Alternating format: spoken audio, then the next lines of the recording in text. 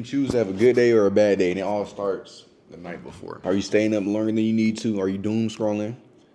Did you eat enough? Did you eat too much? Have you been making any progress at all towards your goals? Where you can start the routine right now, whether it's morning or night. With the night before, and this is gonna help, especially if you have problems with falling asleep.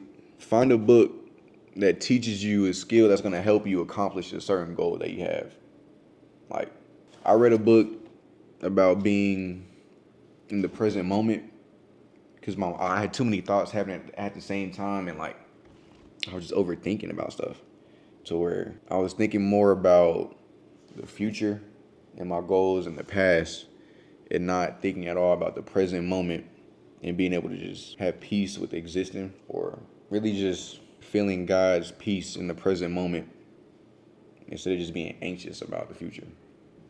That book was called, I forgot what it was called. That's crazy. It's something of now. It's called The Power of Now.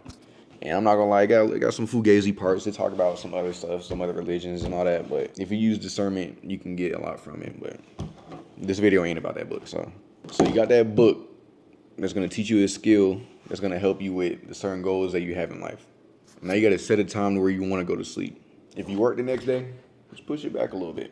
Go to sleep a little bit earlier. If you don't work the next day, just be reasonable. You know what I'm saying? Like, you don't have to like make this as hard as possible. You gotta make this doable. Make sure you give yourself an hour to go to sleep. Not like, it takes time for you to go to sleep. Like, you don't just lay down and go to sleep. So the bedtime is gonna be an hour after you decide to go to sleep. And make sure there's at least 8 hours from that time where you should be asleep to where you should be awake. So during this time that you have where you decided to go to sleep and you're not asleep yet, that little hour buffer time, you're gonna read one chapter of the Bible. And if it's a lot for you to read one chapter, just read a psalm. Psalms are pretty short. Once you're done with that, you're gonna switch over to that book and you're gonna read. Basically, you're gonna read until you get tired. And also within this 1 hour time frame, no phone use except music. And it's gonna sound pretty gay, but I've been listening to this 528 frequency music. I used to be a hater on it until I tried it, and it helps me think. Like, it helps me stay focused on what I do. Like, I'm listening to music right now. Music helps occupy like my subconscious mind or whatever, and I can focus on what I want to focus on because I'm not thinking about other things while I'm doing whatever I want to focus on. And listening to that type of music, it's like it's not stimulating at all, and it's not distracting. So I can do things while I listen to that. I could leave the playlist that I use in the description. So I'm listening to that music. I'm reading that one chapter of the Bible, and I'm reading that one book that's gonna help me build that skill. That's gonna help me get closer to a specific goal that I want to achieve in life. And through just reading, because your eyes aren't looking at a screen, your brain's not being overstimulated, you're gonna get tired. It's gonna help you sleep. You're gonna go to sleep. You're gonna wake up. And that's when we get to the next part. On the days that you don't work, do not set an alarm. You wanna get a full sleep cycle in. It's like taking a nap. When you take a nap and you set an alarm, you're gonna wake up groggy if you wake up from an alarm instead of just waking up when your body's supposed to wake up.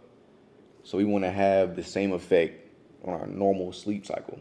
We want a full sleep cycle. So we wake up feeling as best as we can. But obviously, if you work, then you got to set an alarm. We want to get to the point to where our bodies get so acclimated to our sleep cycles that we wake up before our alarms.